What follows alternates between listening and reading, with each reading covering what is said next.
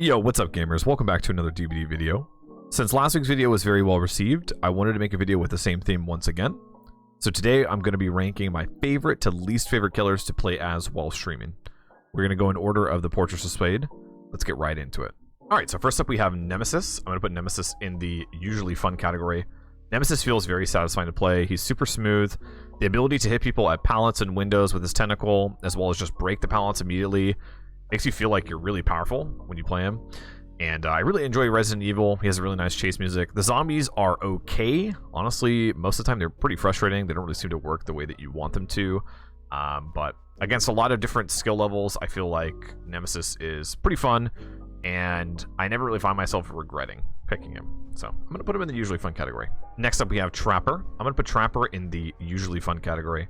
The thing with Trapper is you know what you're getting into when you pick him.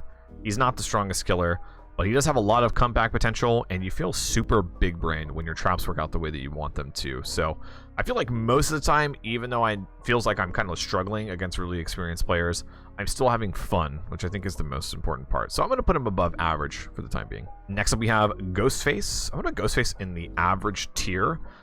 Whenever I play Ghostface, I find myself not wanting to stalk and expose people. Most of the time I like to play a hit and run play style with like Sloppy Butcher, Nurse's Calling, stuff like that. And, you know, not really playing him the way I feel like he was intended to be played just doesn't really feel right a lot of the time. I feel like I'd rather be playing other M1 killers or maybe something like Wraith instead. So I don't really play them that much anymore, but I think I'm just going to leave him here in the average category. All right, next up we have Billy. I'm going to put Billy in the average tier. I'm going to put him above Ghostface.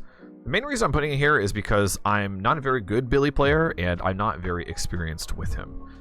If I did put some more time into Billy, I think he could definitely be usually fun or always fun, but I don't really know how to curve with Billy.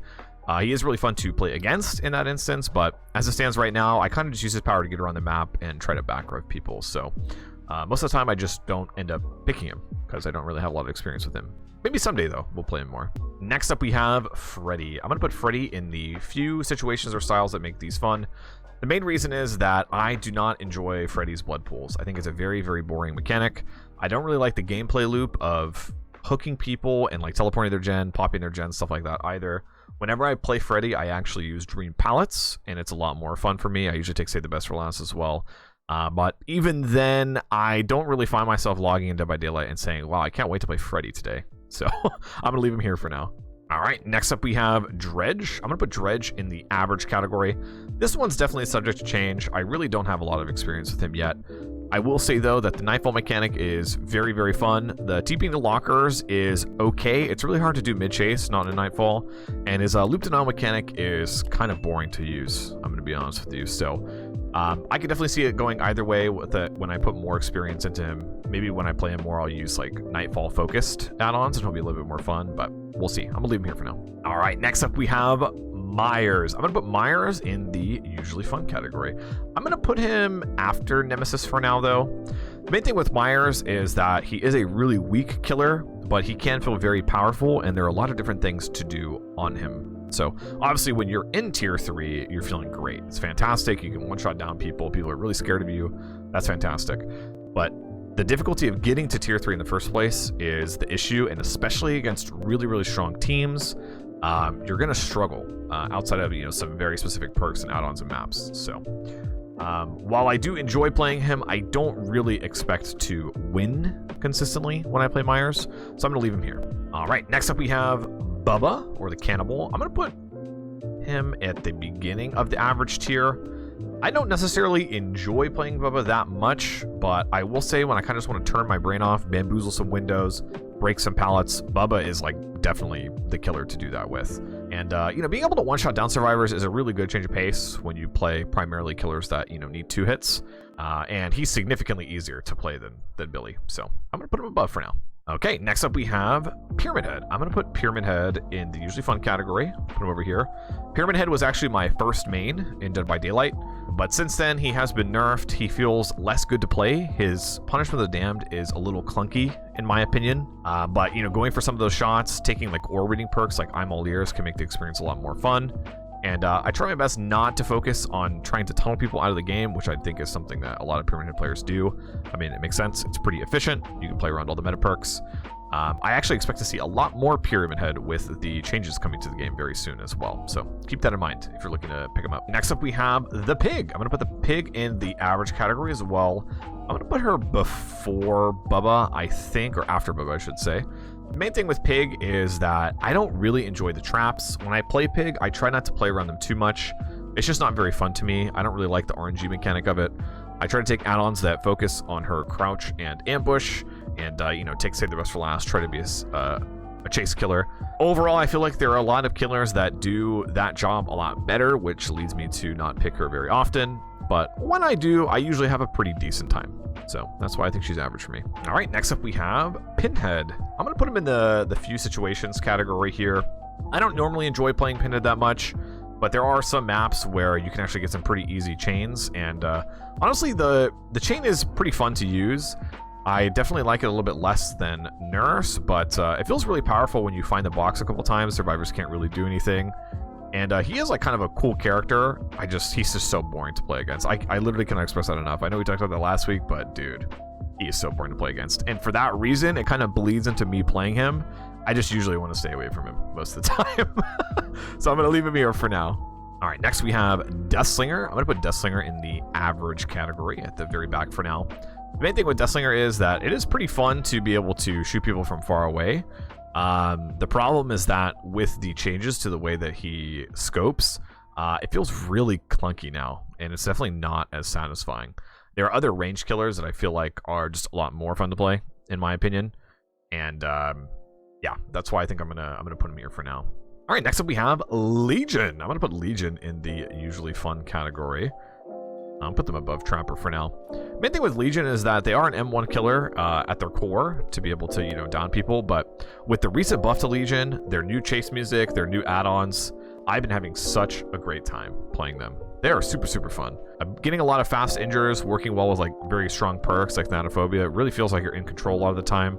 The only problem with Legion, I would say, is that on some large maps, it's hard to chain frenzy hits.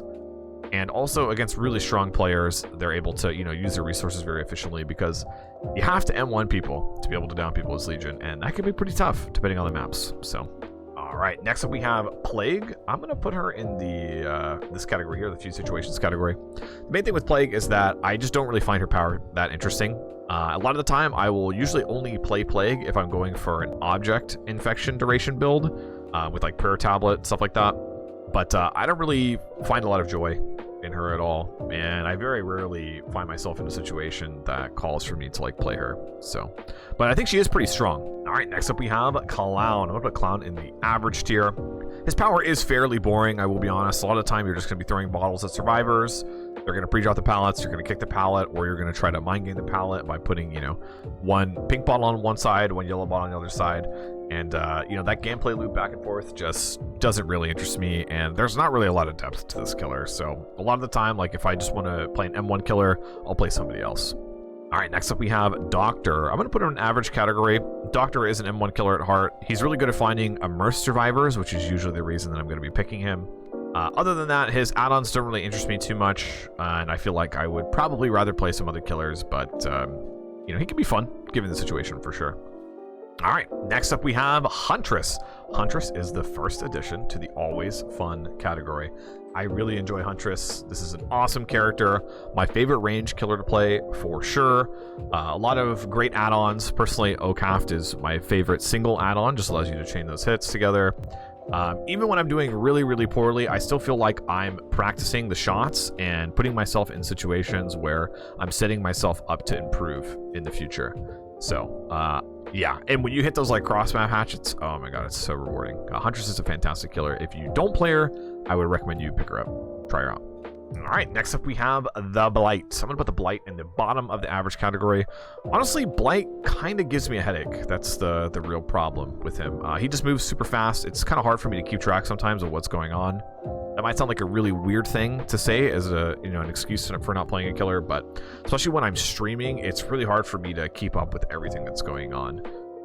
Blight is obviously a very strong killer though, so you know there can be some situations where even if I'm playing poorly, the killer is, you know, rewarding me and I'm doing really well. So I'm gonna leave him in the average category for now. All right, next up we have the Twins, and yeah, yeah, I don't ever play the twins anymore, honestly. I just do not find them fun.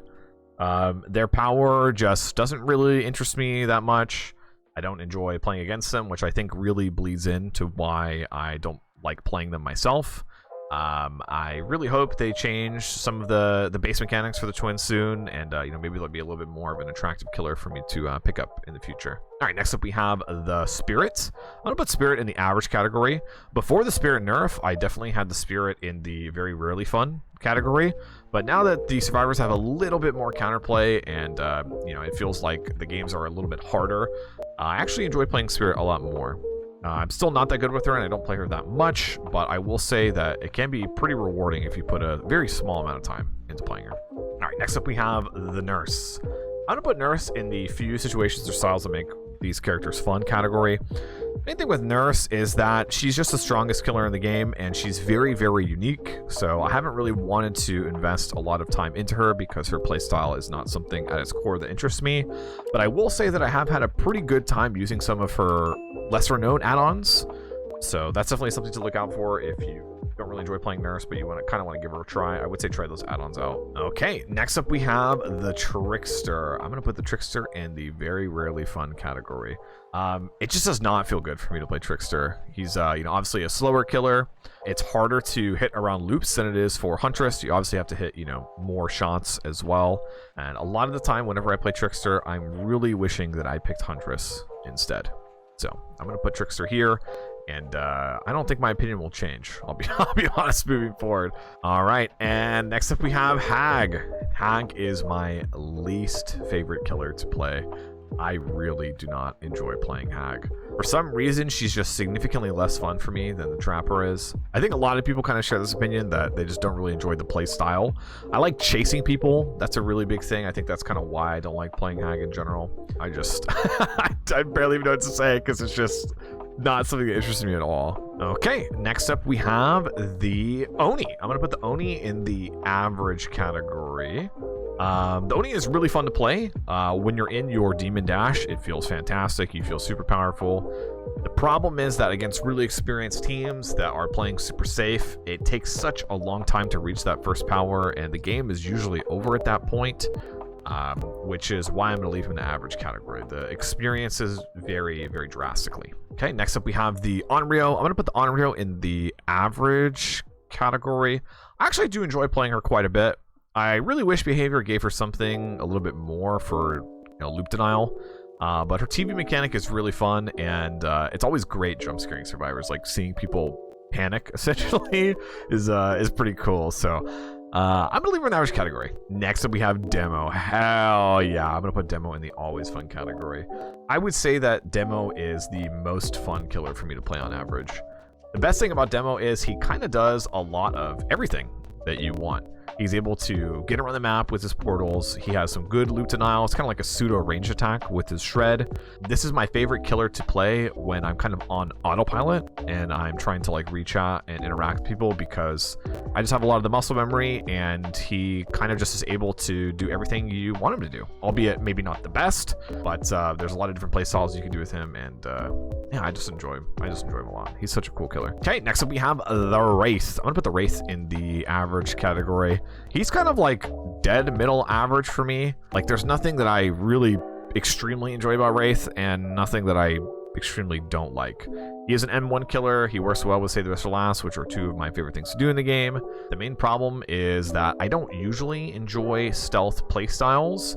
Hit and run can be fun, but given certain circumstances, especially if they have like boons, it can be a lot harder. He also is like kind of map dependent too, so I'm gonna leave him in the average category. And lastly, we have the Artist. I'm gonna put the Artist in the few situations or styles to make these fun category.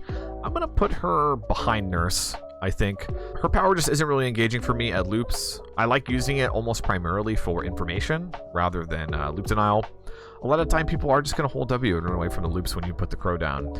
You know, that's not really fun for both sides, in my opinion. So I try to leave it to exclusively information, and a lot of the time we kind of just end up holding the L because it's just more fun to, you know, try to chase people in and win them instead. Okay, everybody, here is our final tier list. I will leave a link to the tier list down below in the description if you'd like to share it with your friends. Also have a link to the Discord if you'd like to join in the Discord and post your version of the tier list in the Discord. That would be absolutely fantastic. If you like this video and my content, you want to see more of it, feel free to subscribe. Lets me know that you're interested in what I'm doing here, and I will try my best to put out similar content in the future. Have a great rest of your day, everybody, and I'll talk to you very, very soon. Bye-bye.